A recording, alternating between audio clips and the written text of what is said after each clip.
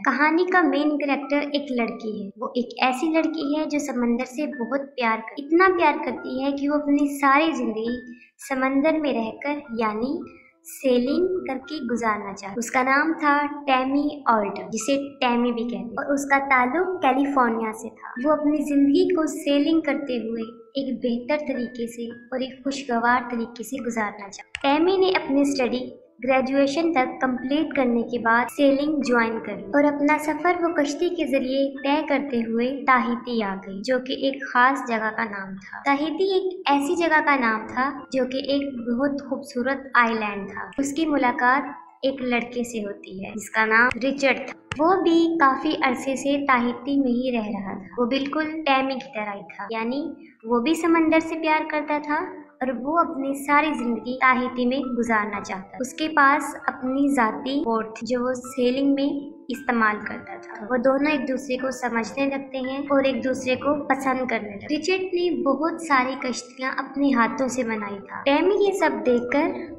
काफी मुतासिर होती है और वो उससे सारी बातें पूछती है जब वो समंदर में होता है। रिचर्ड यहाँ पर बहुत पुराना था, मतलब वो काफी अरसे से यहाँ पर रिहाइश पजीर था। टैमी को वो जगह बहुत पसंद आती है और वो सारी जगह को देखना चाहती है। रिचर्ड टैमी को समझाता है कि जैसा उसको नजर आ रहा है वैसा कुछ भी नहीं है, वो जैसा सोच रही है वैसा कुछ नहीं होता। मतलब जितना अच्छा उसको नजर आ रहा होता है हकीकत वो नहीं होती। वो उसको बताता है कि यहाँ पर कुछ इतना खास नहीं होता। रात को बहुत सर्दी हो जाती और दिन में सूरज की तपिश स्किन को काफी नुकसान पहुंचाती है। और समंदर एक ऐसी जगह है जहाँ पर इंसान को नींद नहीं आती। वो कॉन्टिन्यूसली जागता रहता है और उसको इसके साथ भूख भी बहुत ज्यादा लगती है।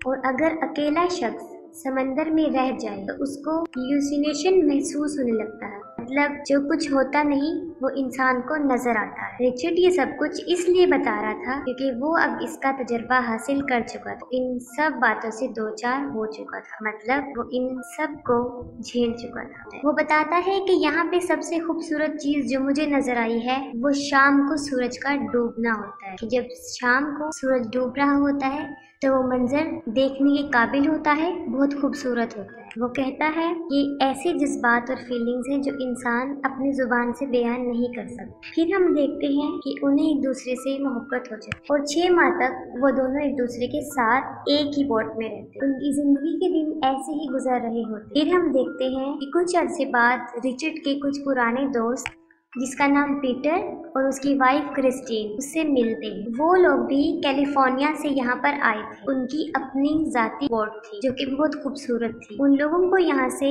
इमरजेंसी जाना हो।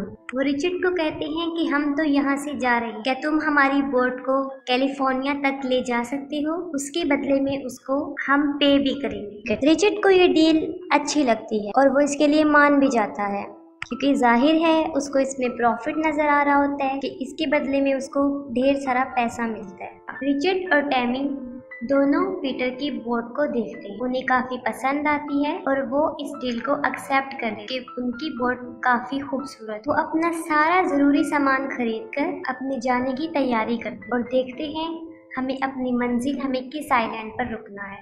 ये सब सोचने और अपना फैसला करने के बाद वो अपना सफर शुरू करते हैं और उनका ये सफर तकरीबन 4000 मील का होता है। 4000 मील एक बहुत बड़ा फासला, इसलिए उनको इसमें काफी दिन लगने थे। रिचर्ड अपनी जिंदगी का सबसे बड़ा फैसला करता है। वो टैमी से शादी करने का फैसला और उसको शादी के लिए प्रपोज करता है। टैमी भी उससे मोहब्बत करती है, इसलिए वो उसका फैसला कबूल करती है। वो दोनों बहुत खुश होते हैं, लेकिन फिर उनकी किस्मत पलट जाती है। वो समंदर में तूफान को महसूस करते हैं और फिर देखते हैं कि एक परिंदा तेजी से हवा के साथ उड़ता हुआ आया है और उनकी बोट पर गिर गया है। उन्हें कुछ समझ नहीं आया कि ये परिंदा कहाँ से आया, क्योंकि आसपास उन्हें कोई किनारा भी नजर नहीं आया। जाहिर है वो हवा के साथ उड़कर इतनी दूर आ गया होगा। इसके बाद उन्हें रेडियो पर फौरन अलर्ट किया जाता है कि एक बहुत बड़ा समुद्री तूफान आने वाला है। ये सुनने के बाद रिचर्ड ये डिसाइड करता है कि जिस तरफ से तूफान आ रहा है हम उसकी ऑपोजिट साइड से अपना रास्ता तय करेंगे। लेकिन टैमी उसको बताती है कि जिस तरह वो समंदर से वो परिंदा उड़कर आया है इसी तरह हम भी इस समुद्री तूफान में निकल सकते हैं। अगर हम इसके लिए कोशिश करें। रिचर्ड इस फैसले से खुश नहीं होता, लेकिन जाहिर है उन्हें कोई फैसला तो लेना पड़ना था, क्योंकि पहले ही उनका बहुत वक्त जाया हो चुका था। उन्होंने जल्दबाजी में जो फैसला लिया वो गलत था, और इस गलती का पछतावा उन्हें तब हुआ जब उन्होंने देखा कि एक बहुत बड़ा तूफान उनकी कश्ती के सामने आ रहा है और अपने साथ बहुत बड़ी बड़ी लहरों को ला रहा है, जिस पर काबू पाना काफी मुश्किल है। और इन हालात को देखते हुए वो काफी परेशान हो जाते हैं और अपनी कश्ती को संभालने की कोशिश करते, लेकिन उनसे उनकी कश्ती संभल नहीं पाती। इन हालात को देखते हुए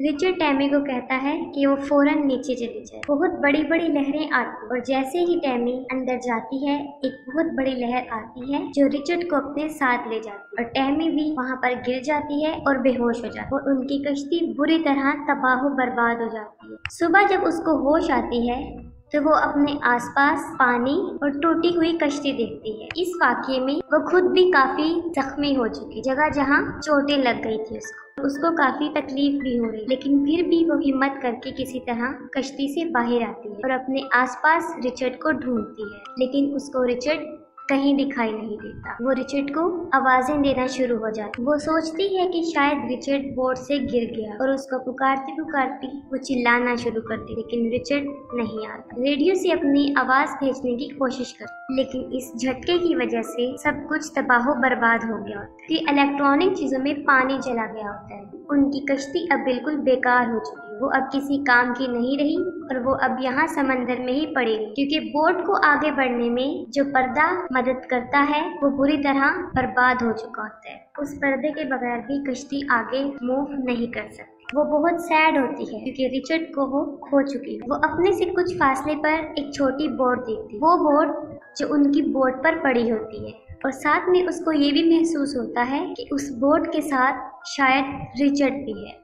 वो छोटी बोट उनकी कश्ती से काफी दूर होती, अगर वो अपनी बोट छोड़ के जाती तो वो उनसे दूर निकल जाती, इसलिए उसको अकेले छोड़ना अक्लमंदी नहीं। वो सोचती है कि अब उसे क्या करना चाहिए। वो इर्द गिर्द देखती है, उसको एक बहुत बड़ा पर्दा नजर आता है जो बिल्कुल उसी पर्दे की तरह होता है जो कश्ती को आगे बढ़ने में मदद दी। वो उसको लगाने की काफी कोशिश करती, क्योंकि वो काफी मुश्किल काम था और उसमें एक इंसान से वो लग नहीं सकता, उसके लिए ज्यादा लोगों की जरूरत पड़ती। लेकिन टैमी फिर भी हिम्मत नहीं हारी और मुसलसल उसको लगाने की कोशिश कर और आखिर वो कामयाब हो जाती है। उस पर्दे को हवा में लहरा दी। उसके बाद वो कश्ती को उस छोटी कश्ती की तरफ लेकर जाना शुरू कर दी। जैसे ही उसकी बोट उस छोटी कश्ती की तरफ जाती है, वो फौरन रस्सी उठाती है, खुद को उस रस्सी से बांधती है और समंदर में कूद जाती है और फिर वो छोटी बोट की तरफ पहुंच जाती है। वो देखती है कि वहाँ पर रिचर्ड है जो बहुत जख्मी हालत में, और बहुत मुश्किल से उसकी जान बच गई, क्योंकि जितना वो जख्मी हो चुका था उसका बचना नामुमकिन था। टैमी उस रस्सी के सहारे दोबारा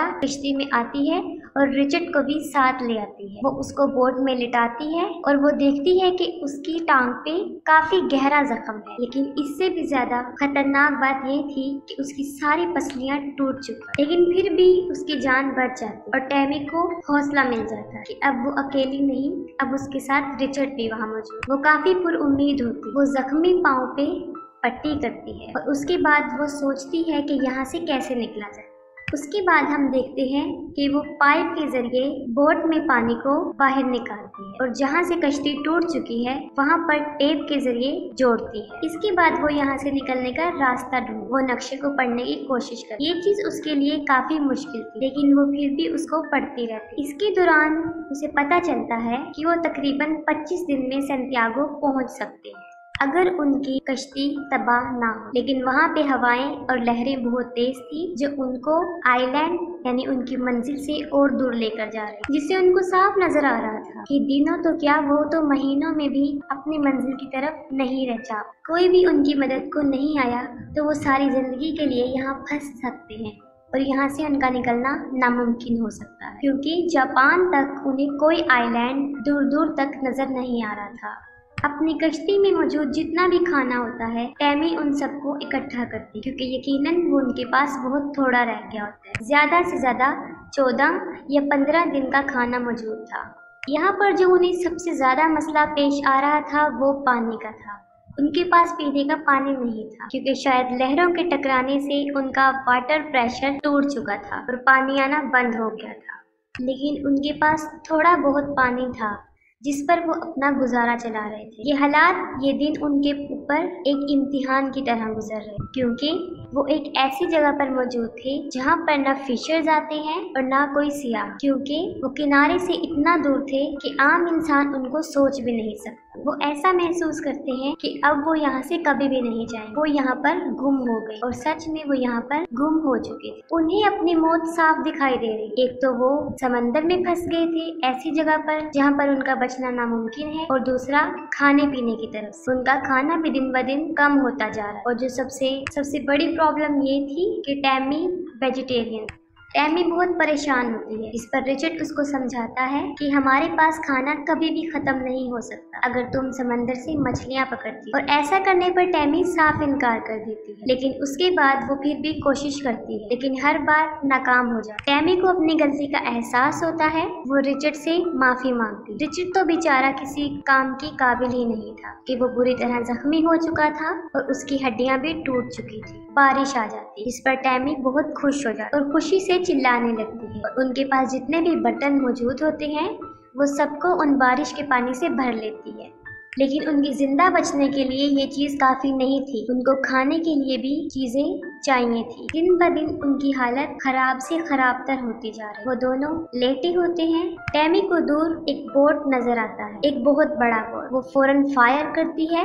वो फायर से उनको बुलाने की कोशिश करती है, लेकिन वो लोग बगैर उनको लिए वहाँ से चले जाते क्योंकि वो सोचते हैं कि यहाँ पर कश्ती हो ही नहीं सकती। उन्हें वहाँ रहते रहते तकरीबन 20 दिन गुजर चुके और उनकी हालत बदतर से बदतर होती जा रही। और टैमी उसी चीज का शिकार हो रही जो आपको मूवी शुरू होने के स्टार्ट में बताया था, यानी हेलुसिनेशन, धोखा, फरेबनेस। टैमी अपने अंदर अजीबोगरीब तब्दीलियां महसूस कर रही। वो महसूस कर रही थी कि वो पागल होती जा रही है और उसको अब यकीन हो गया था कि अब वो यहाँ से बचकर नहीं निकले और यहीं पर उनकी मौत हो जाए। उनके पास वाइन्स की कुछ बॉटल्स थी जिस पर वो अपना गुजारा चला रहे थे और अपने पेट को भर रहे थे। टैमी काफी मेहनत करती और रिचर्ड को बचाने के लिए वो काफी स्ट्रगल करती। उस कश्ती में रहते रहते उनको तकरीबन 40 दिन बीत जाते। टैमी बहुत इल्यूसिनेट करने लगी क्योंकि आपको हमने बताया था कि उसको रिचर्ड ने भी ये बात बताई थी कि कोई शख्स अगर समंदर में ज्यादा अरसे के लिए रहता है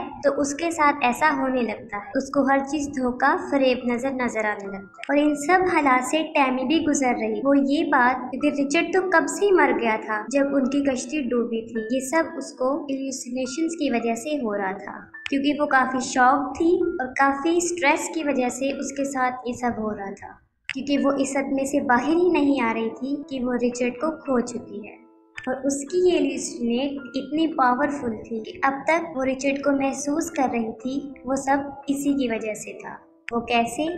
क्योंकि जिस रिचर्ड को वो महसूस कर रही थी असल में वो था ही नहीं। वो खुद से अकेले में बातें करती रही और उसको लगता था कि उसके आसपास रिचर्ड मौजूद, क्योंकि वो रिचर्ड से प्यार करती थी। और इस बात को एक्सेप्ट करना काफी मुश्किल था कि उसने रिचर्ड को हमेशा के लिए खो दिया। और 40 दिन गुजर जाने के बाद आखिरकार उसको यकीन आ ही जाता है कि अब रिचर्ड नहीं रहा और अब वो अपने इमेजिनेशंस की दुनिया से बाहर आ जाए। काफी मरतबा हम फिल्म में ये देखते हैं कि वो रिचर्ड को महसूस कर रही होती, वो देख रही होती, लेकिन हकीकत में ऐसा नहीं हो। लेकिन उसकी किस्मत अच्छी थी, उसकी जिंदगी को एक और मौका दिया था। और वो देखती है कि एक बोट उससे थोड़ी दूर की फासले पर है, उसकी तरफ आ रहा है। इस बार भी वो गन से फायर कर और फिर उन लोगों को पता चल जाता है कि वो वहाँ पर कोई मौजूद है। और इतने दिनों के बाद इतने नामुमकिन हालात में जो मैं शुरू में आपको बता चुकी, वो बच जाती। वो तकरीबन वहाँ पर 41 दिन तक रुकती है। एक काफी लंबा अरसा समंदर में रहना काफी बुरा एक्सपीरियंस हो सकता है और उसकी जान बच जाती। और ये बहुत सच्चा वाकया है, बिल्कुल हकीकत पर मबनी। इसके बाद भी टैमी सेलिंग नहीं छोड़ और अपनी सारी कहानी को सामने रखते हुए वो किताब लिखती है। वो बताती है कि रिचर्ड ने मेरी मुश्किल वक्त में बहुत साथ दिया और अब तक उसके कानों में उसकी आवाजें गूंजती रही। और आज अगर वो किसी की वजह से जिंदा है तो वो सिर्फ रिचर्ड। मूवी काफी इम्प्रेसिव है। आई होप सो आपको अच्छी लगी।